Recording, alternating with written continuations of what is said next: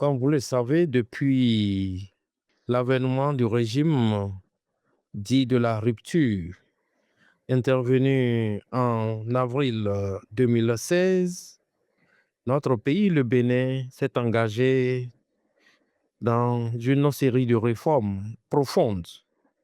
Et ces réformes structurelles ont impacté toute la vie de notre pays, le Bénin. Parmi ces réformes, nous avons eu des réformes électorales. Les premières réformes électorales sont intervenues en 2018 avec la révision du code électoral adoptée en 2013. Et comme vous le savez, ces réformes ont abouti à une élection émaillée de violence, une élection qui a connu de rares violences au Bénin en 2019. Parce qu'il y avait eu ce critère pour exclure, parce qu'il fallait revoir le système partisan.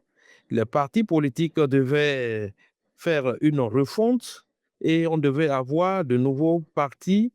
Selon l'idée du système partisan, c'était d'avoir de grands partis politiques et que les petits partis politiques disparaissent. Parce que le Bénin avait quand même cette réputation d'avoir plus de 200 partis politiques dans un petit pays. Et dans chaque ville, il y avait des partis et qui n'avaient pas une envergure nationale. Donc, l'idée, c'était d'avoir des partis politiques d'envergure nationale, ainsi de suite, et qui représentent quand même l'essentiel, qui représente la majorité des Béninois dans toutes les contrées. Alors, cette première réforme de 2019 a engendré des crises électorales avec l'avènement du certificat de conformité parce que les partis politiques étaient en construction. Donc, il n'y avait pas encore d'enregistrement officiel, il n'y avait pas tous les documents. Cela a écarté, a exclu les partis politiques et vous avez vu la suite. Alors, il y a eu la volonté de continuer dans les réformes et en 2021, il y a eu élection présidentielle et cela aussi a engendré des crises parce qu'il y a eu de l'exclusion. En 2024, une révision du code électoral est intervenue et cette révision a instauré un système de parrainage et un système d'attribution des sièges qui, de toute vraisemblance, ne devait pas permettre à tous les partis politiques d'avoir des représentants au Parlement ou dans les communes. Alors, ce code a été dénoncé par les acteurs de la société civile qui sont réunis au sein de la plateforme électorale des OSC. Social Watch Bénin étant membre de cette plateforme, nous avons fait des plaidoyers à l'endroit des parlementaires qui ont voté ce code, mais nous avons obtenu une fin de non-recevoir parce que, selon les parlementaires, cela dénote du domaine politique et qu'en tant qu'acteur de la société civile, de la gouvernance, de la veille citoyenne, le domaine politique ne nous concerne pas. Donc, ce code électoral, pour résumer, n'a pas favorisé une inclusion, une pluralité, n'a pas permis aux Béninois d'avoir la possibilité de choisir les candidats de leur préférence et renforcer l'exclusion. Et aujourd'hui, on se retrouve au Parlement avec des députés qui sont de la même obédience politique, il n'y a pas d'opposition dans le Parlement. Donc, en résumé, nous pouvons dire que le code électoral adopté en 2020 2024 a tué la compétition électorale et aujourd'hui, au Bénin, nous n'avons pas une pluralité politique parce que les électeurs n'ont pas un éventail de choix parmi les candidats. C'est-à-dire tout est orienté pour dire, bon, voilà le choix qu'il faut faire.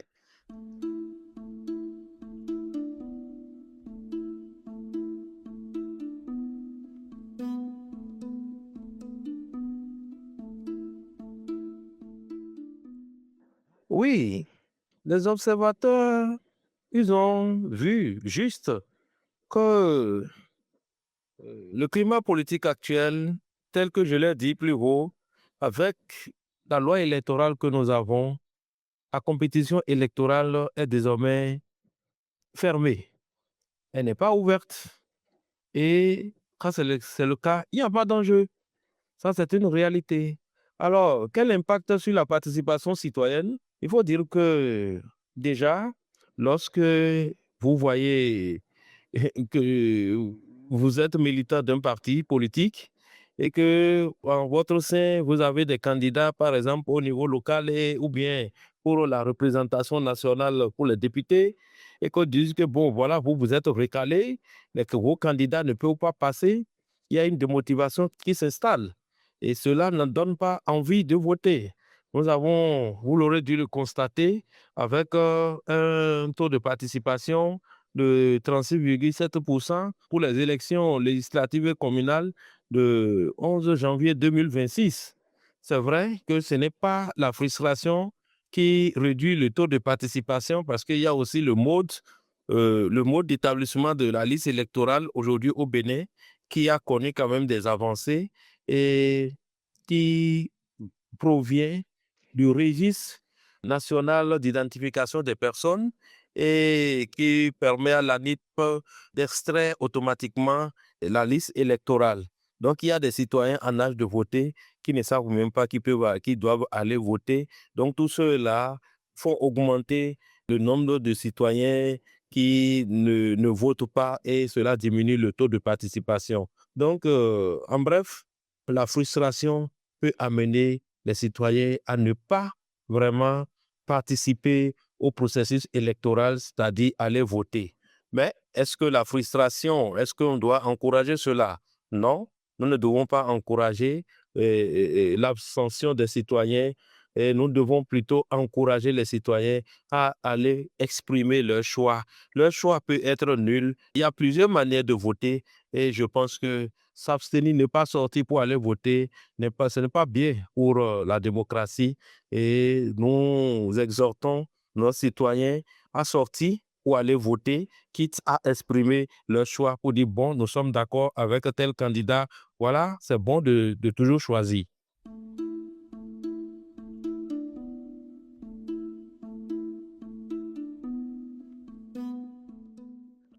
Il faut dire que l'ambition du gouvernement, c'était d'avoir des partis politiques qui vont animer la démocratie. Mais l'expérience vécue depuis 2019 jusqu'à ce jour, je pense que le système partisan est un échec parce que nous n'avons pas, si vous prenez le candidat, par exemple, de la mouvance à la présidentielle du 12 avril prochain, ne provient d'aucun parti politique. Et c'est vrai qu'il y a des partis politiques qui le soutiennent, mais officiellement, ce n'est pas dit qu'il est issu de tel parti politique. Il y a 3 partis politiques qui sont rassemblés autour de lui. Là, ce n'est pas intéressant. Avec la volonté affichée dans la réforme du système partisan, on devait dire, bon, voilà, tel candidat, tel que nous avons le deuxième duo qui provient, par exemple, de Force Cori pour un Bénin émergent. Ici, nous ne l'avons pas, et ce n'est pas bien. Et ce que nous constatons, c'est que la démocratie est un apprentissage quotidien et avec ce régime, nous avons vu une autre manière de faire la démocratie. Et cette démocratie à laquelle les Béninois n'étaient pas habitués passe mal. Mais bon, comme le régime alterne la démocratie et le développement, les citoyens béninois voient quand même certaines avancées dans le développement, si bien que ce qui se passe, c'est-à-dire le piétinement de la démocratie, parfois ça ne dit rien face aux résultats, notamment la réalisation des infrastructures à grande envergure.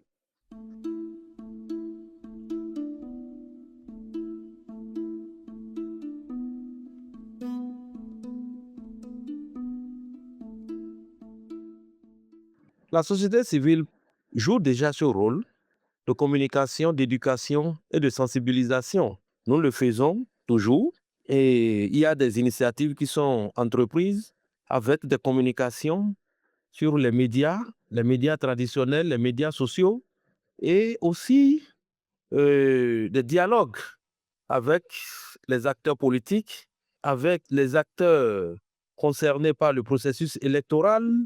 Il y a des dialogues qui sont organisés et ainsi pour renforcer, c'est-à-dire pour appeler ces dirigeants et ces responsables à privilégier le dialogue, la paix et la cohésion sociale dans tout ce qui se fait. Le citoyen a besoin d'être rassuré. Le citoyen a besoin de la paix et le citoyen a besoin, oui, a besoin que le politique vienne lui dire ce qui est juste, prendre en considération ses besoins afin d'éliminer ses souffrances. Lorsque cela y est, la confiance va s'installer et la société civile joue ce rôle-là déjà de par notre rôle traditionnel, c'est-à-dire être dans l'interface entre les dirigeants et les citoyens. La société civile joue déjà un rôle très, très important et très capital dans ce sens. Parce que l'État n'est pas présent partout, l'État ne peut pas tout faire. La société civile, avec ses partenaires, ensemble, co-construisent le développement avec l'État. Ainsi, nous avons cette conviction que les actions menées par la société civile renforcent, la confiance, amènent les acteurs politiques à favoriser la prise en compte des aspirations des citoyens à la base.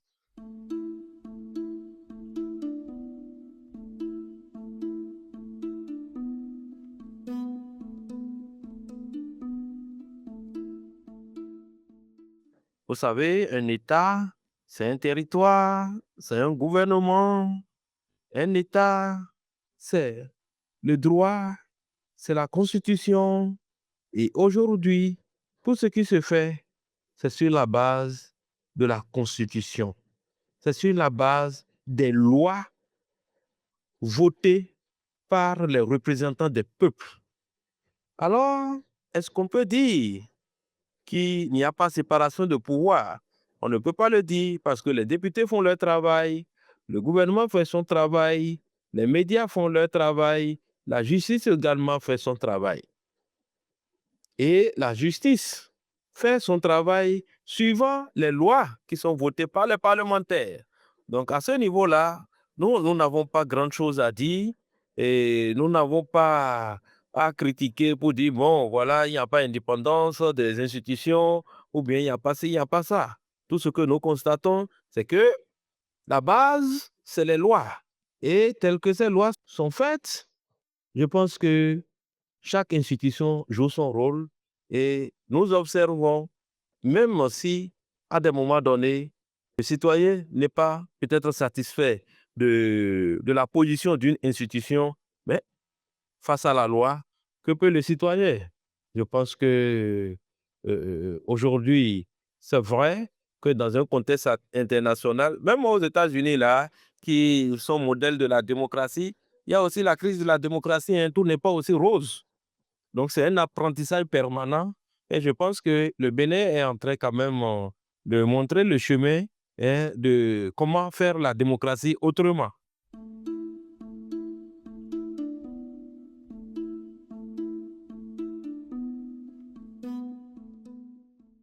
Comme vous le savez, il y a beaucoup de partenaires des pays occidentaux qui soutiennent les régimes démocratiques. Et lorsqu'un pays bascule dans un autre régime, autre que la démocratie, nous voyons comment cela se termine, où c'est des financements qui sont suspendus, c'est les accords qui sont rompus, ainsi de suite, ainsi de suite. Donc, si le processus électoral, bon, pas dans ce processus-là, hein, parce que tout semble aller sur la roulette ici au Bénin. Ce processus électoral, c'est sans danger pour notre pays. Et on voit que les Béninois, à défaut de trouver euh, des candidats, multitude de choix à faire. Et il y a un candidat qui se dégage et les Béninois se disent, bon, écoutez, à défaut de trouver une autre alternative, avançons. Donc, je pense que ce processus électoral ne va pas affecter la stabilité politique ici au Bénin parce que, bon, les Béninois, je peux dire, hein, beaucoup sont en train de se résigner déjà et disent, bon, écoutez, l'aide de Dieu est la meilleure et que tout n'est pas aussi éternel. Donc, pour moi, je pense qu'il y a la stabilité politique et le Bénin va étonner, le Bénin étonnera toujours.